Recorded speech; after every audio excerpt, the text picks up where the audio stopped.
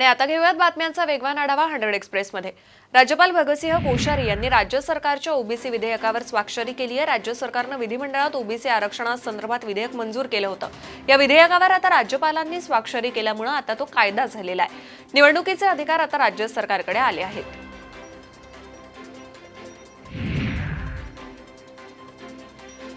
राज्यातील महाविकास आघाडी सरकारचा तिसरा अर्थसंकल्प उपमुख्यमंत्री आणि अर्थमंत्री अजित पवार यांनी विधानसभेत सादर केला। या अर्थसंकल्पात कृषी, आरोग्य, मनुष्यबळ विकास, दळणवळण आणि उद्योग या पंचसूत्रीवर भर देण्यात आलाय। अर्थसंकल्पात शेतीसाठी 3025 कोटींची तरतूद करण्यात आली आहे।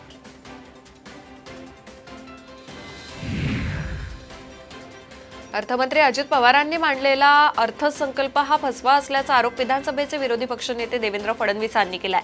सरकारच्या बजेटनं तोंडाला पानं पुसली असंही ते यावेळी म्हणाले।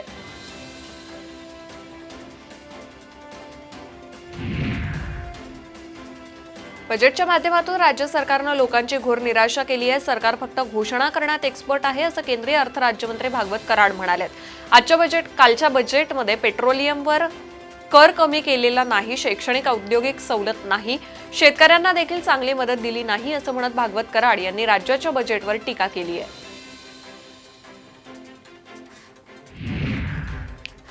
राज्याच्या अर्थसंकल्पात कृषी क्षेत्रासाठी मोठ्या घोषणा करण्यात आल्या। नियमित कर्जफेड करणाऱ्या शेतकऱ्यांना प्रोत्साहन म्हणून 50,000 रुपये अनुदान दिलं जाणार आहे। सोयाबीन आणि कापूस पिकांसाठी विशेष कृती योजनेसह 3 वर्षात 1000 कोटी रुपये निधी देण्यात येईल अशी ही घोषणा करण्यात आली आहे।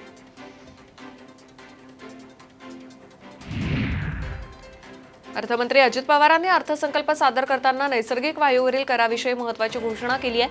नैसर्गिक वायूचा कर 13.5% वरून 3.5% इतका करण्यात आलाय। त्यामुळे राज्यात सीएनजी आणि पीएनजी स्वस्त होणार आहे।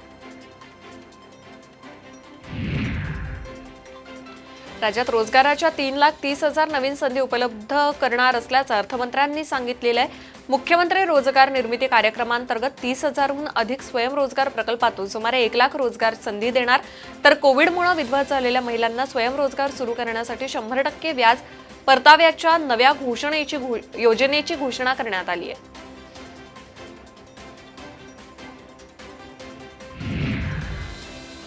बनावट मद्याच्या बाटल्या सीलबंद करण्याच्या कारखान्यावर राज्य उत्पादन शुल्क विभागाने मोठी कारवाई केली आहे। या कारवाईमध्ये कारखान्यातील 40,50,000चा मुद्देमाल जप्त करण्यात आलाय।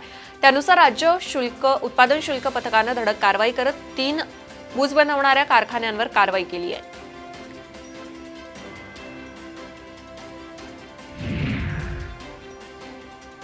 दर्यापूर येथे बाजार समितीच्या हमालाने शेतकऱ्यांना मारहाण केल्याची घटना घडली आहे। या घटनेनंतर शेतकऱ्यांनी कृषी उत्पन्न बाजार समितीसमोर चक्काजाम आंदोलन केलं आहे। शेतकरी गजानन नवलकर हे दर्यापूर कृषी उत्पन्न बाजार समितीमध्ये हरभरा विक्रीला घेऊन आले होते। यावेळी समीर नामक हमाल त्यांच्याबरोबर त्याचा शाब्दिक वाद झाला। त्यानंतर समीर हमाल आणि त्यांच्या सहकार्यांनी मिळून शेतकऱ्याला मारहाण केली आहे।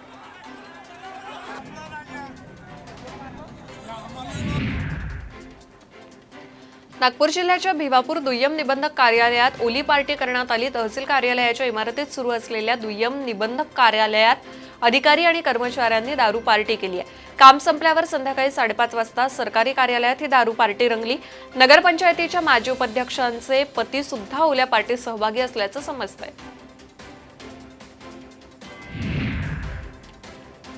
अकोल्यात पैशासाठी कीर्तनकाराचं अपहरण करणाऱ्या तिघांना पोलिसांनी अटक केली आहे। प्रशांत ढेंगळे या कीर्तनकाराला अपहरण करून त्या भावाकडे 7.5 लाख रुपयांची मागणी करण्यात आली। याबाबत तक्रार दाखल होताच पोलिसांनी तिघांची चौकशी केली असता तिघांनीही गुन्ह्याची कबुली दिली आहे। बीडच्या परळी तालुक्यातील सारड गावात 2 महिलांनी शेतकऱ्याला तब्बल 14 लाख रुपयांचा गंडा घातलेला आहे। केंद्र सरकारच्या योजनेतून लिंबू उद्योगासाठी 90% अनुदान मिळवून देतो असं 2 महिलांनी प्रदीप तांदळेला सांगितलं होतं।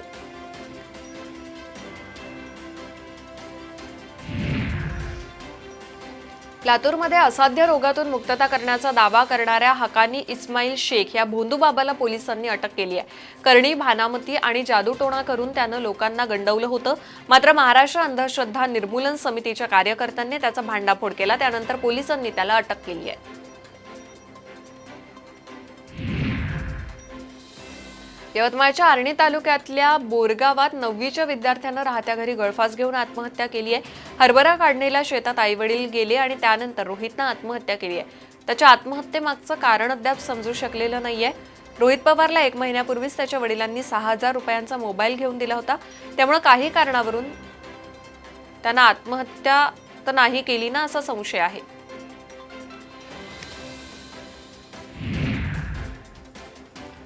लातूरमधल्या औसा नगरपालिकेच्या प्रभाग रचनेमध्ये खासगी व्यक्तीच्या सहभागावरून नगरसेवकांसह नागरिक आक्रमक झालेले आहेत. पीडित मागासवर्गीय समाजानं 2 नगरसेवकांसह नगरपालिकेसमोरच ठिय्या मांडला.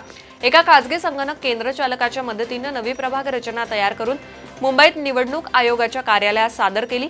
नगरपालिकेच्या भोंगळ कारभाराची पोलखोल नगरसेवकांसह नागरिकांनी केल्यामुळे मुख्याधिकारी वसुधा फड यांची पंचायत झाली.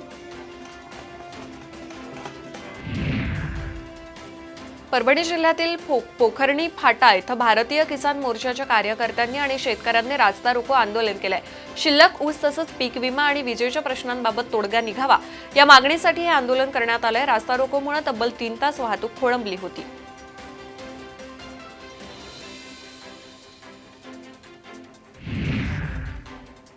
कब्रस्तानच्या जागेवरून नाशिकमधले मुस्लिम बांधव चांगलेच आक्रमक झाल्याचं पाहायला मिळालं. यावेळी मुस्लिम बांधवांनी स्वतःला थेट कबरमध्ये अर्ध स्वरूपात पुरून घेत आंदोलन सुरू केलं. दरम्यान जोपर्यंत आयुक्त येत नाहीत तोपर्यंत आंदोलन सुरूच राहणार असल्याचा इशारा मुस्लिम बांधवांनी दिलाय.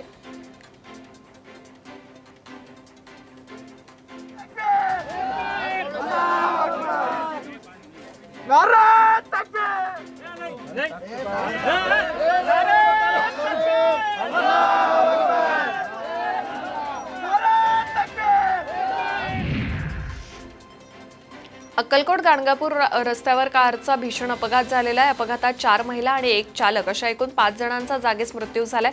हे सर्वजण अहमदनगरहून गाणगापूरला देवदर्शनासाठी आले होते. गाणगापूरहून परत अहमदनगरला परतत असताना चालकाचा गाडीवरून ताबा सुटल्यानं गाडी झाडाला आदळली. 5ही जणांचे मृतदेह शवविच्छेदनासाठी कर्नाटकातील अफजलपूर शासकीय रुग्णालयात नेण्यात आले.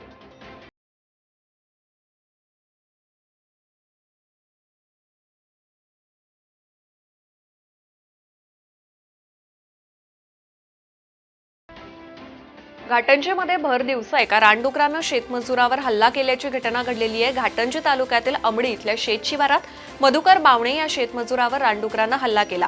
यामध्ये ते गंभीररित्या जखमी झालेले आहेत. जखमी शेतमजुरावर जिल्हा रुग्णालयात उपचार सुरू असून त्यांना तात्काळ आर्थिक मदत करण्यात यावी अशी मागणी ग्रामस्थांनी केली आहे. या हल्ल्याचा व्हिडिओ व्हायरल झालाय. यवतमाळ जिल्ह्यात शेत शिवारांमध्ये वन्यप्राण्यांनी धुमाकूळ घातलाय.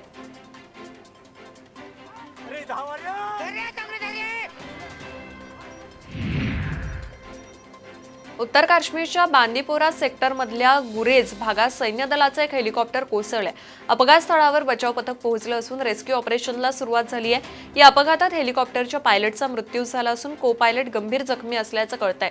सीमेवर गस्त घालत असलेल्या आजारी बीएसएफ जवानांच्या वैद्यकीय मदतीसाठी हे हेलिकॉप्टर जात असताना हा अपघात झालाय.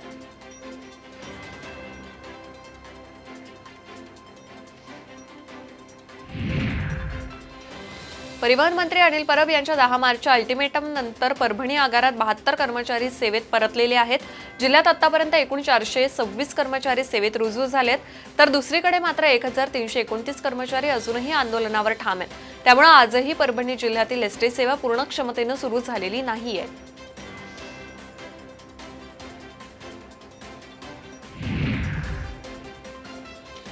रविवारी पुण्यात पंतप्रधान नरेंद्र मोदींच्या हस्ते मेट्रोचं लोकार्पण पार पडलं. या मेट्रोमध्ये बसलेल्या एका आजोबांचा व्हिडिओ सध्या सोशल मीडियावर चांगलाच व्हायरल होतोय.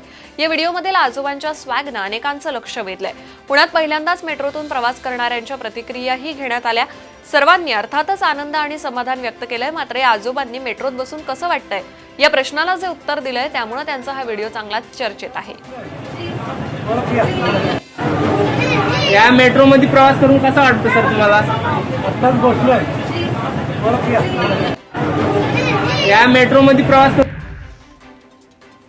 संवाद महिलांसोबत या उपक्रमाच्या माध्यमातून विविध क्षेत्रातील कर्तृत्ववान महिलांशी थेट संवाद साधता येणार आहे.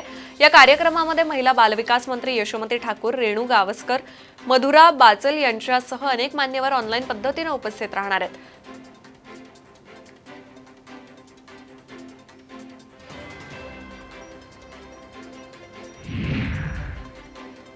अकोल्यातील बार्शी टाकळीतल्या तिवसामध्ये शेतकऱ्याच्या मुलानं शेणखत गोळा करणारी मशीन तयार केली आहे. जनावरांचा शेण गोळा करताच होणारा त्रास आणि त्यापासून आरोग्याला असलेला धोका लक्षात घेऊन जिल्हा परिषदेतल्या शाळेत 8वीत शिकणाऱ्या संकेत आठवलेनं शेण गोळा करणारं यंत्र बनवलंय.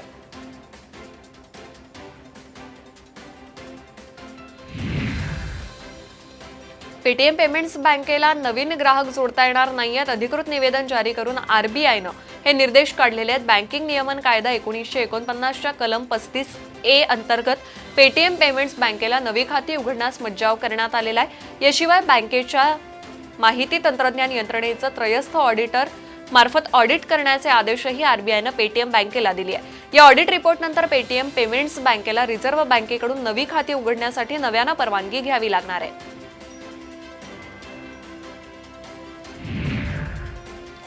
योगी आदित्यनाथ यांनी मुख्यमंत्री पदाचा राजीनामा दिलेला आहे. लखनौमध्ये राजभवनावर जाऊन त्यांनी राज्यपाल आनंदीबेन पटेल यांच्याकडे मुख्यमंत्री पदाचा राजीनामा सोपवला. उत्तर प्रदेश विधानसभा निवडणुकीत भाजपला घवघवीत यश मिळालेलं आहे. त्यात योगी आदित्यनाथ गोरखपूर मतदारसंघातून यंदा विक्रमी मतांनी निवडून आलेले आहेत. लवकरच ते सरकार स्थापनेचा दावा करणार आहेत.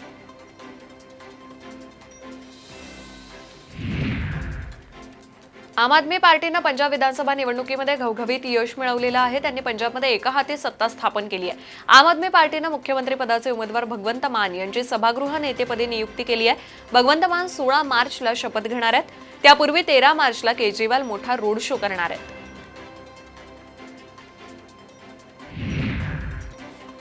भारतातून चुकून सुटलेलं मिसाईल पाकिस्तानमध्ये पडलंय. या प्रकरणी भारतानं हवाई क्षेत्राचं उल्लंघन केल्याचा कांगावा पाकिस्तानकडून करण्यात आलाय. पाकिस्ताननं सांगितलंय एक भारतीय मिसाईल पाकिस्तानच्या हवाई हद्दीत शिरलं आणि ते मियान चन्नू या भागामध्ये कोसळल्यानं त्या भागात थोडं नुकसान झालेलं आहे. याबद्दल भारतीय संरक्षण मंत्रालयानं स्पष्टीकरण दिलंय. या प्रकरणाची न्यायालयीन चौकशी करण्याचे आदेश देण्यात आलेले आहेत. या अपघातामध्ये जीवितहानी झालेली नसल्यानं ही एक दिलासादायक गोष्ट असल्याचं मंत्रालयानं स्पष्ट केलंय.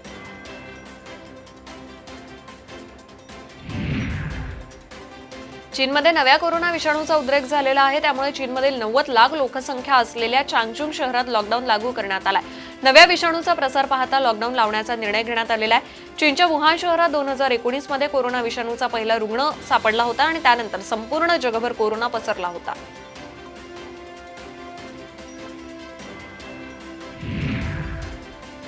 परभणीच्या मानवत तालुक्यातील रुढीपाटी येथील पेट्रोल पंपावर तिघांनी बंदुकीचा धाक दाखवून पेट्रोल पंप कर्मचाऱ्यांना लुटलंय. रात्री 10च्या सुमारास घडलेली ही सर्व घटना सीसीटीव्हीमध्ये कैद झाली आहे.